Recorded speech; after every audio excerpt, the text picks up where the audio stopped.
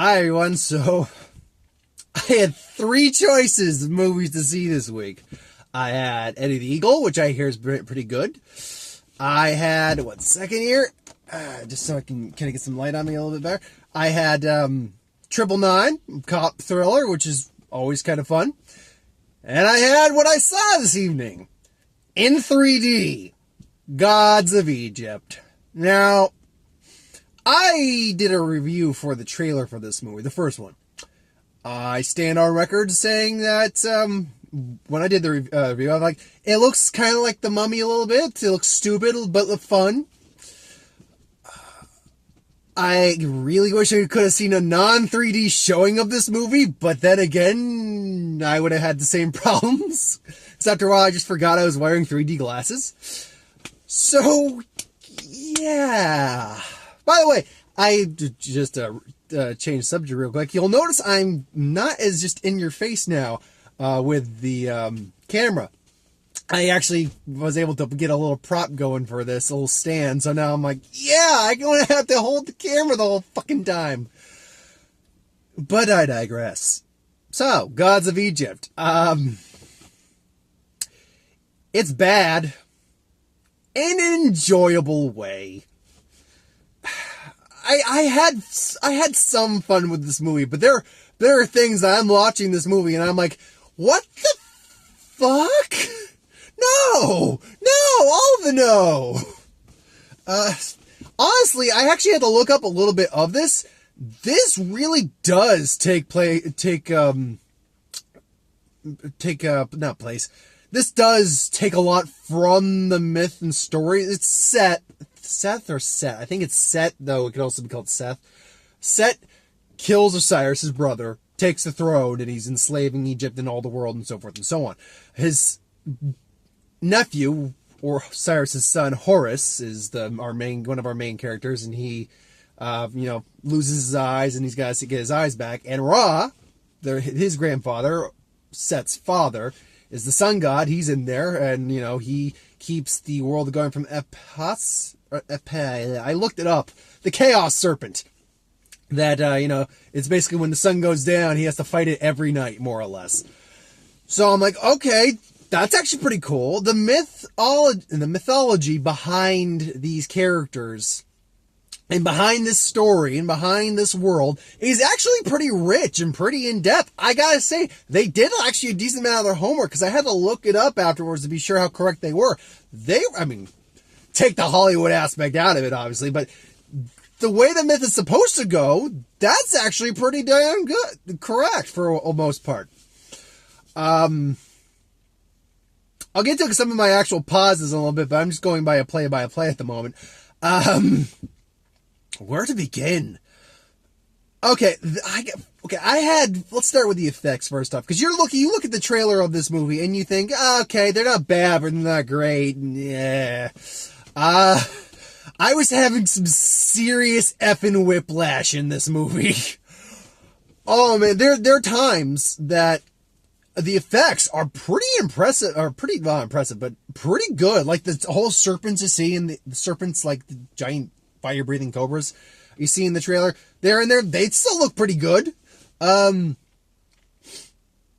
designs for Horus and Set and the serpent and things like that, that's pretty cool. That worked. Anubis looked good. The underworld looked good. But then there's some aerial shots that look pretty nice. But then you get into the scenes where there's just such an obvious green screen. It's painful to watch, actually. It's so obvious. This is worse than when I did Exodus, Gods, and Kings. And I could clearly see when they were cutting to the green screen, but then other times I'm like, no, I don't see the effect there. You clearly see the green screen effect there. I had to take my glasses off, my 3D glasses off for a second, and I'm like, is it that bad? And then I'm like, okay, it's fuzzy, and I can still fucking tell it's a green screen. This is shit. When they transform into their forms, you're like, this doesn't look like a character in a movie. This looks like a character in a video game. This looks like a video game fight. Anytime they're fighting in these forms, it looks like a video game fight. The effects on Raw were terrible. It's like, hey, we're gonna get Jeffrey Rush, who plays Raw, who's actually in there a lot more than I thought he was gonna be, which, right on, he is one of the positives. Whenever he's on screen, like, it's Jeffrey Rush. Okay, right on. But he can apparently shrink to a normal human size or grow to a really big size, even bigger than a normal god. And he's got this terrible CG fire just wrapped around his body. He's shooting the freaking Chaos Serpent with his spear, just boom, boom. I'm like, oh my god. Make it stop. Make it stop. And oh my god. Okay. So gods. Let's talk about the gods. The gods. Let's talk about the gods for a second. Okay, gods, they do a brief narrative in the beginning, and I believe it's Horus who's narrating it. And it talks about the gods, they loved Egypt, they create Egypt, and they loved it so much they decided to live among the people, but they couldn't be mistaken for people. One second. Just so the light doesn't go out on its own. Because they're far taller, literally. That effect got distracting at points, because there's times when you're invested's not the right term. You're engaged in the movie, and you're like, okay, I'm buying the comparison, the difference, all that stuff. He's big, he's small, he's a normal human, he's big. It's an effect, I get it, but I can buy it. And then, like, when we first see Horus, I'm like, this is obvious. This is like Captain America, the first Avenger, obvious. Now, I couldn't tell. What's the best way to put it? With Captain America, you could buy the effect for the most part. There were times where it wasn't as good. Okay, Zoolander 2. One thing we didn't touch on Zoolander 2, which go see our Zoolander 2 reviews, part 1 and 2. There's a character, I can't remember the actor playing, but he's like this little assistant. He's supposed to be 11. It's not. It's some grown man's head attached to this little kid's body. It's a painfully obvious effect like that. It's like that at points in this movie. It's so jarring.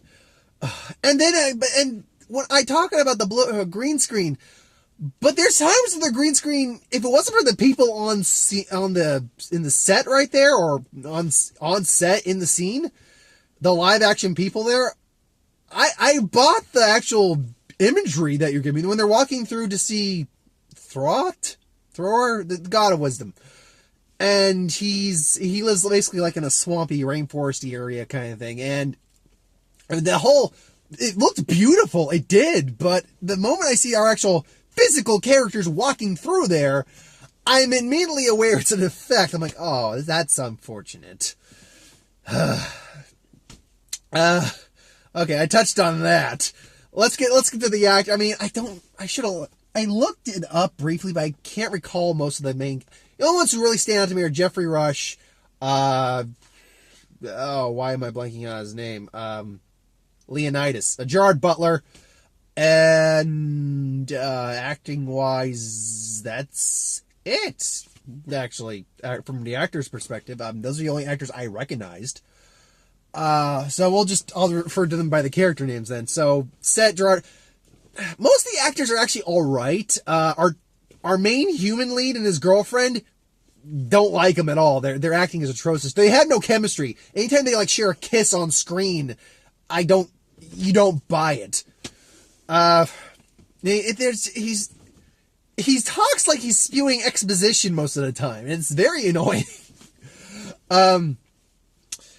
Horus, he's likable. He's got an obvious arc and all that, but you'll like him for the most part. He's got charm. He's got some charisma to him. He's also kind of a dick, but whatever. His girlfriend, queen, his love interest, not the human, goddess of love, mistress of the West, as she was once called when she was, doing the gatekeeping. She was actually I actually liked her. She was actually pretty well done. She wears an amulet was a gift from Horus to keep 42 demons at bay. There's 42 stars in there, one for each demon. And she takes it off. She goes flying through the underworld, being attacked by the demons that haunt her when she was doing that. There's a guy who I know the actor's name, but I can't remember it. If you remember Legend of Zorro, or not Legend, Legend of Zorro. What the fuck's the name of it? Abraham Lincoln and the Empire Hunter. You'll recognize this guy. He's like one of the head guys for set, and yeah, he bites it. He's not really that interesting. Then we gotta talk about Set himself, Gerard Butler. If I were to get actors positives, it's Gerard Butler. The guy who plays Horse is okay, but Jeffrey Rush and Gerard Butler are the two real actors who I really liked in this movie. And I guess the Goddess of Love, she was pretty decent. And we gotta talk about the God of Wisdom real quick. This guy, he talks and he can't lie. He doesn't trust anyone but himself, so he literally has duplicates of him all over his place, just studying things. He's trying to, when they meet him, or when they get involved with him, in his like palace, his library, his library, he's trying to study the meaning of lettuce. And he talks this like just, matter of factly, he's like, on a relative species, on a relative term, I know none cannot really be ready, but until your case, you're close enough. You know, he talks like that. You use him to solve the Sphinx riddle, which he fails twice, and then he finally gets it. Which I can't remember the actual riddle, but the answer's tomorrow. Spoilers. The Sphinx effect was all right. Actually, the problem with the effects is that they're not terrible half the time. Other times they're so obviously effects. The scene where he's going into Set's pyramid, it looked like a video game level. It really did. It's like a Prince of Persia level or something like that. It's like they're going back and forth. So yeah, Gerard Butler, I can tell he was just kind of having some fun. He really was. He had this weird kind of charm, charisma, but he's a complete another psychotic douche. He wants to literally destroy, he wants to take over Egypt, the upper world, underworld. He's going to have the Chaos Serpent eat the world, basically, and reshape it and stuff like that. It's like, that's fucking stupid! But I gotta say, I liked Gerard Butler and Jeffrey Rush. I love them both. Honestly, my favorite part of this movie was seeing Anubis. And I had to look up Set for a little bit, because when Set transforms, I'm looking at this like, is that what Set's supposed to look like? Because he looks a fuck ton like Anubis right now. And then I looked it up, I'm like, oh, okay, no, that actually is how he's kind of supposed to look. So, alright, I gave that a pass. But no, anytime Anubis showed up, they summoned Anubis. I'm like, oh, so Anubis is here, cool. And he's a decent effect. He's got an actual character. He's actually holding off the freaking Chaos Serpent. He's not one of the gods that dies. He's ushering people into the underworld. He speaks very matter-of-factly, but with his nice, cool, almost smooth, but foreboding, deep voice. I liked him. Honestly, it's because I'm not well kept up on my Egyptian mythology. I'm a big mythology fan. But, Egyptian mythology is not one I'm very well versed on. I know it better than, say, like, Greek mythology or, Roman mythology. I know it better than that. Maybe not as good as I know Japanese mythology, but, tit for tat. But I just blanked on my train of thought there. No, yeah, it was cool to see, because when I think of Egyptian mythology, Anubis is one of my favorite preferred gods, and that and Sobek, just because Sobek is a crocodile. Which I really wish we could have seen Sobek. That would have been cool. But no, Anubis I thought was honestly my favorite part, just because I like Anubis and he's cool when he's on screen. And now I have to. There are plot points in this movie that make. Oh yeah, I forgot that they're taller than normal individuals, or taller than normal people, and they bleed gold. It's not molten gold, it's just their blood is gold. So when Gerard Butler is defeated, he's bleeding. All he looks like, he's covered in gold paint. That's all it is. That's one of the lamest ways to get past the whole, hey, get the bloody PG-13. Guys get decapitated, but it's gold, so it's good. Fuck off with that. I'm sorry, fuck off with that. It's just gold paint. It is. It's stupid. That was horribly. No, it was just horrible. And then there's plot points that make no flipping sense. The main one that comes to me right now is, well, first off, he's killed a bunch of guys. He killed his father, his brother, Set. He killed Osiris. Apparently, God's body parts, particular body parts, are actual items. Like a horse's eyes are items. He stole his eyes. He's, not Nefertiti's, but Memphis, I don't know. Set's lover wife thing. Her wings were an item. Ra's spear, which I'm going to get to that. What was the other one? Osiris's heart and Wisdom God's brain. Those are all items. Like legitimate items. And then Gerard Butler comes out like this forge. He's like burning up. He's like burning hot. They're forging these things onto him. So he's got one of Horus's eyes. He uses that to his head. He's got Wisdom God's brain encased into him. He's got the wings. He's got the heart, and he's got the spear. I'm like, what? This makes no sense. And he just changes back. He's got none of those traits on him. The wings aren't there. He doesn't have like a third eye or anything like that. The heart I can forget. The brain I can forget. But the obvious ones I can't forgive. So I'm wondering, what the hell? Seriously? God, we know that God's died in this. But near the end of the movie, we see that the God's like he rips out the brain of the Wisdom God. We see the Wisdom God there at the end, ushering Horus in as the rightful king. I'm like, wait, aren't you dead? Seriously, aren't you dead? Wait, you're the one he took his wings for. Aren't you dead? Aren't you all supposed to be dead? But no, okay. I get one of the issues. I get one of the things with the scene why he didn't do it. It's the scene near the end where the final confrontation. Set's beating the crap out of him. The thief, our main character, comes in and he throws his eye, the other eye. He was able to steal the eye off of Set and throw it to Horus. And he just chooses to save him. That's fine. That's fine. It's the moral of it. It's the lesson he's learning. He's got the power all along. But Set made a big problem there from a god of war and chaos. He left the Spear of Ra right next to Horus. Went to fly off and beat up this measly little immortal. The spear's right there. So alright, you fucked up right there, Set. You fucked up right there.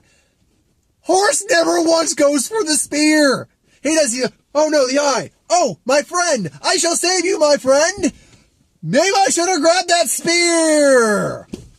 Never once, when it's literally, here's the spear, here's Horus. That close. I'm just sitting like, okay, there's been some kind of stupid absurdity. But this is just fucking, no, you wouldn't make this kind of error. You wouldn't. You're just a victim of terrible writing. And the writing in this is not good. There's just stupid lines in this. And then there's a fight scene too, where it's doing that whole speeded up, slow-mo kind of shit. And I'm like, why? Why? Like, they'll get to the fight, they're fighting normally, just do, and then, whoa, do, whoa. What? Seriously. What? What?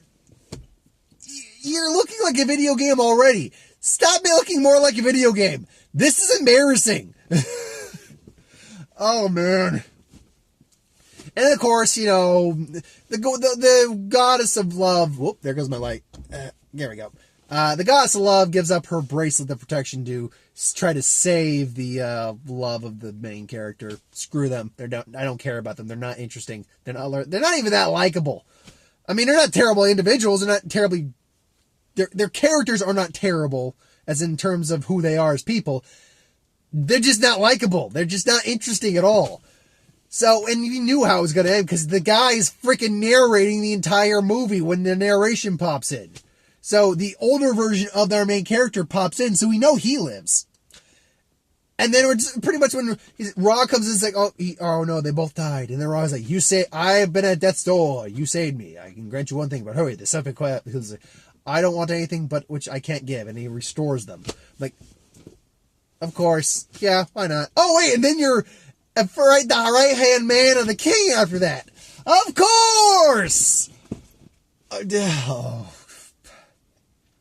This was not worth the $11.15 I paid for the movie. It wasn't. Now, with that being said, all this negativity I have for this movie, and it's not a good movie. It's a pretty bad movie.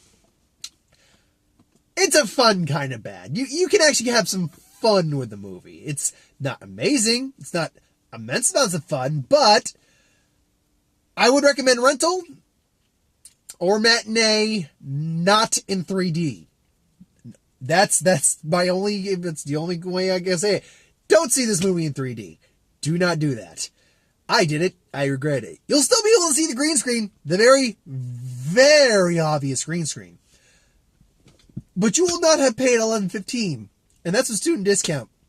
So more like $12.25. You will not pay that for this fun piece of crap. If I had to give it a rating, oh man. There's so much wrong with this movie, but there are good things in the movie. It's just kind of fair and few between. This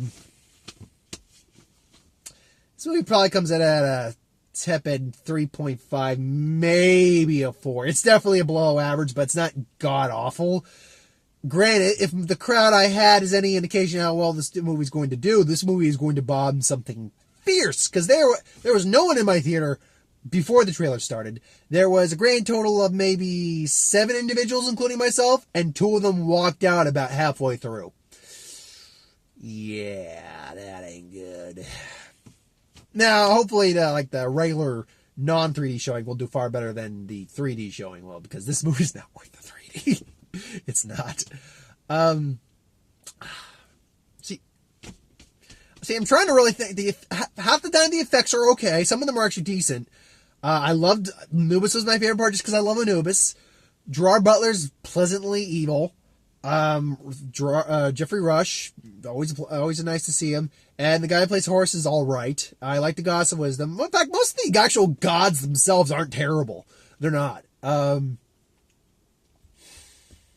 You know what? I will bump it up to the 4. I'll put it at 4 out of 10. Not good, below average, but if you got some time to kill, you can see it at a matinee price, or just rent it. Yeah, it's worth a watch, or Netflix it when it comes out. So, I did get some trailers. I got a couple new ones. Got the newest trailer for Divergent Allegiant. I don't care. I'm probably not going to see that movie, honestly. In fact, there's probably something else coming out that week that I will probably see. I think The Little Prince comes out that week, and I want to see that movie. Criminal. Oh, I've actually seen this trailer online, but I got it, so I might as well talk about it. Kevin Costner, Gary Oldman, Tommy Lee Jones, Gal Gadot, Ryan Reynolds. Ryan Reynolds' mind, kind of, memories are implanted into Kevin Costner, who's this basically psychotic, not even psychotic, just sociopathic, lack of empathy kind of career criminal who just, he doesn't feel anything. And then he gets those memories put in after Ryan Reynolds is killed so they can find this safe house. And he develops the ability to determine right and wrong, have feelings. He interacts with his family, Gal Gadot and the daughter.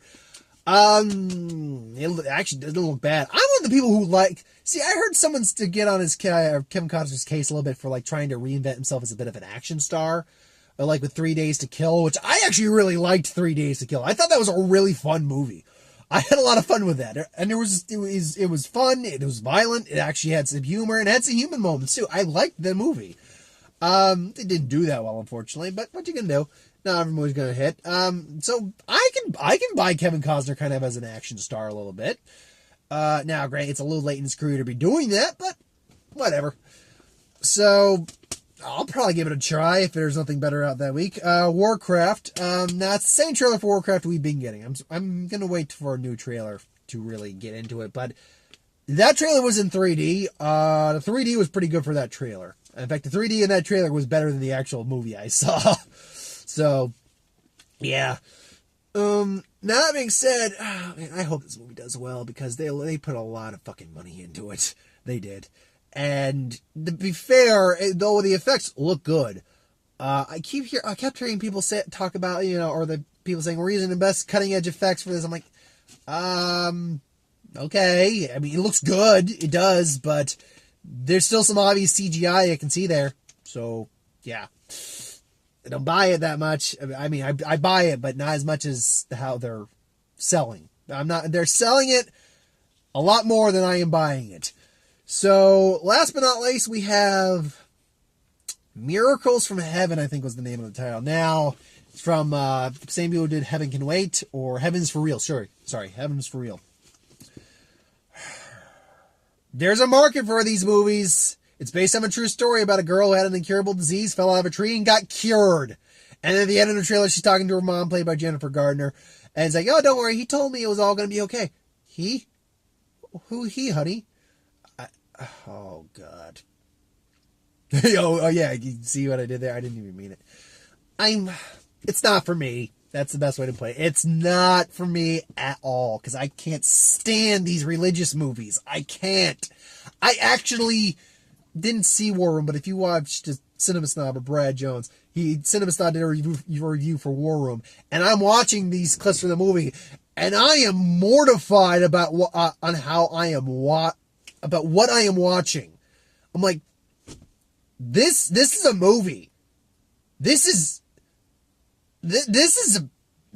someone's idea of a movie. Every time I'm watching a scene, and I'm watching just this more absurd crap happening. Okay, I don't want to sound like I'm bashing religion. If you're religious, that's fine. You have your beliefs, you have your religion. But you make this movie, to be fair, the Jennifer Gardner Miracles of Heaven or something like that. Whatever. I already forgot the name of it. Miracle from Heaven or something like that. It looks better than this. It's got Jennifer Gardner. It's got an actual actress in it. So, Jennifer Gardner, why did you stoop? That must have been a nice check they offered you. Or you just want to keep busy. I don't want to bash religion because I don't like doing that. In fact, I don't try to bash religion. I'm really not. I'm perfectly fine with anyone's religious beliefs, Jewish, Muslim, Christian, Catholic, hell, Satanism, because honestly, Satanism gets actually a bit of a bad rap. Everyone sees the demonic, worship Satan, bathe in blood. Actually, that's not quite what it is. Actually, look it up. You'll find Satanism's not quite that. There actually is some legitimate belief to it that's not violent and hurting people. So, just educate yourself a little bit. But no, I don't bash on that, but I have an issue when we get messages just forced onto religion, just forced onto us. And that's why I had such a... I have an issue with the things like War Room is a big... After watching, I'm like, oh my God, I would have just screamed at this movie. Things like Heaven's for Real, God's Not Dead. All these movies that just try to cram the religion down your throat, I have such an issue with, because religion and belief is fine, but there's a reason for religion and belief, is that we find religion ourselves and maybe spread the word. We don't try to cram it down your throat and make you believe. Religion's not that. Religion is your faith in whatever you worship, whatever you believe in, and you try to spread it through whatever the message of your faith is. Not put a gun to your head and say, hey, believe. So, that's my biggest issue. I hate forced beliefs. I really do. I hate people forcing things on. That's why I have a lot of problem. I'm not going to get political here, but that's why I have a lot of problem with people on certain party sides. Yeah, I'm not going to get political because I hate getting political. But I'll just leave it at that. Yeah, that's why I have a lot of problems with the Westboro Baptist Church. I have a lot of problems with... I don't really have problems with Jehovah's Witnesses because you can just say, no, thank you, and close the door. But it's just these people who think, hey, the whole world needs to believe what we believe for them to be good. We need to help them. We need to make sure they believe. I hate that. I just realized anytime I get a religious trailer, I go on that spiel. I really should stop, because I did the exact same thing when I saw a trailer for, I can't remember what I saw the trailer for, but it was when I saw Exodus Gods and Kings. But anyway, yeah, so 4 out of 10, not good, not great.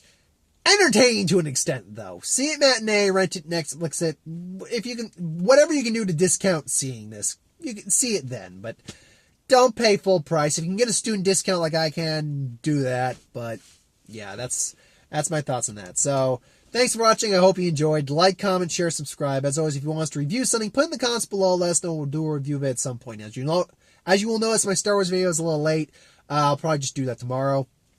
And next week, what is next week? Next week's, well, it's March. Oh, Zootopia comes out next week. I'll probably be catching that. So that looks fun. Yeah, it's been a while since I've seen a decent kids film. Well, Kung Fu Panda 3 was good. It was fine. Norman and North. But it was no Norman and North. It was the one movie that me and Mark actually walked out of the theater on. So thanks for watching. Have a good night, folks.